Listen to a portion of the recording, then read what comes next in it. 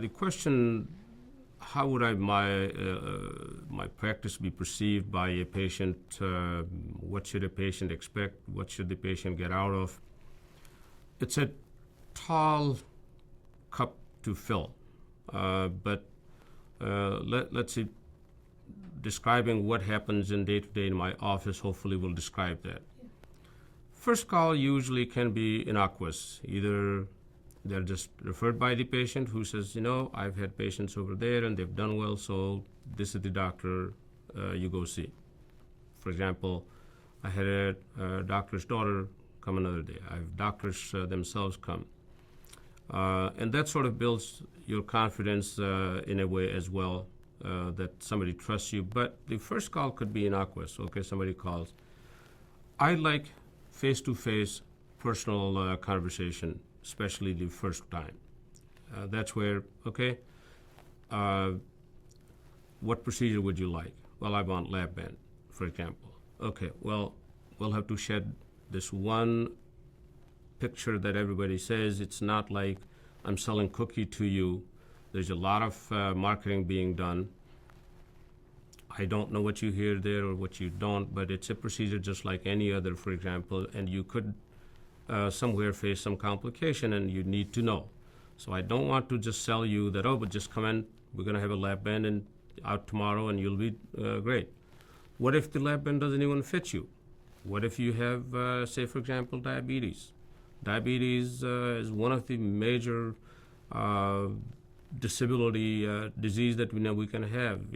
Blindness, heart disease, patient lose limbs, kidneys, and so forth. What if the bypass fits you much better? So I like to, on the conversation at that point, like to go through all the pros and cons of the procedure. Here's the good of this one. Here's the better of this one. After that, this is what I think you probably will do better. But on the other hand, you are the consumer. Now that I have given you all this layout, ask me questions, inform yourself, whether you tell me today or whether you tell me today and change mine tomorrow, it's okay.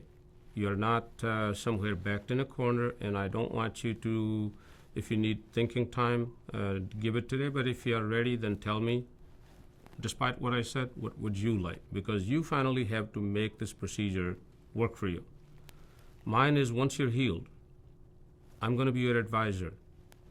I may sometimes be upset with you if that's what it takes to motivate you, or hey, you're doing a great job. Whatever it takes, but I want you to make it a success. I want you to, at least for the next at least 1 year, come once a month. And I'm not going to do your physical exams. Mine is going to be just motivate you that what's going to make you achieve the goal that you set out to. After that, my office, at least pretty much round the clock, I give and take, that if there is something I would like you to call earlier. When the complications occur in these procedures, they rapidly proceed, so I don't want you to, it's going to be okay, let's see tomorrow. No, call us.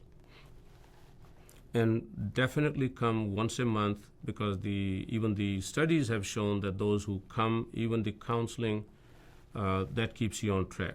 Because my eventual goal is somewhere that on the Christmas card next time or the anniversary of your procedure, you say, look how great I'm doing.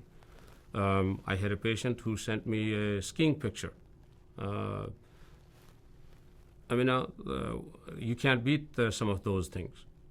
And sort of that being the goal, then that's what I want to achieve. And if I can somehow guess that that's how I'm going to deliver this, so that's how I tailor the care to. The question is, why do fewer incisions matter for any person, for cosmesis or whatever else? If we see again, let's just follow just the bariatric surgery. We used to have an incision from top of the belly to the bottom. All of them used to spend, if not weeks, sometimes even months in the hospital. There were wound infections. Everyone had hernias that, we almost had a second career. We can spend lifetime just fixing their hernias. So it's cosmesis, yes, but I think the other thing where the possibility of bowel obstruction, possibility of the hernia, the wound infection, all of these, if nothing else, keeping you in the hospitals. Plus, sometimes they can even get life-threatening. So I think the vanity being aside, there is a big plus for not having the incisions. What I tell is from the patient point of view is that instead of having multiple cuts, you're going to have one. More than likely, we're going to give it somewhere right where they might have previous scar, like I have done through when they have the tummy tuck. I've done through tummy tuck scar, so there's not even a scar to show. Or I tell them that there may be just one incision around the belly button where we try to hide it. And it almost becomes, not complete, but almost becomes no scar. And that's the beauty for the patient. Less the incisions, less pain also, because each cut has its own pain as well. So the two distinct benefits to the patient are no scar, almost, and much less pain. So it helps in a way that, I can appeal to you, which most of the, not even just women, but even the men, we don't like to have any more pain. We don't like to have any more scar than any other male or female.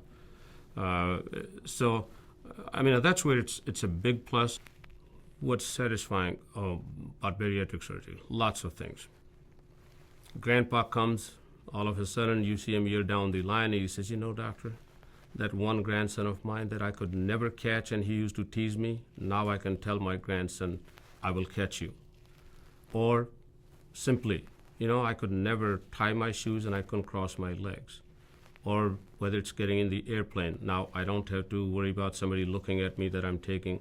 There are all sorts of things, and that sort of keeps us into that we are doing something that's worthwhile.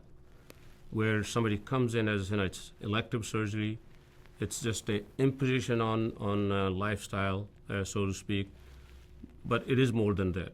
It does curtail not only just the conveniences, but it shortens your life. For example, diabetes can ruin your whole life. So somebody who's been on 5 medication, including insulin for diabetes, for example, you do a bypass and they come and say, Doc, my A1C, my blood sugar, all of are normal and I'm off medication. Or the other one may be that I used to take about 6 of them. Now I only take 2 medication. So those are the life maker for us. Those are the ones that keep us that, okay, I'm doing something worthwhile.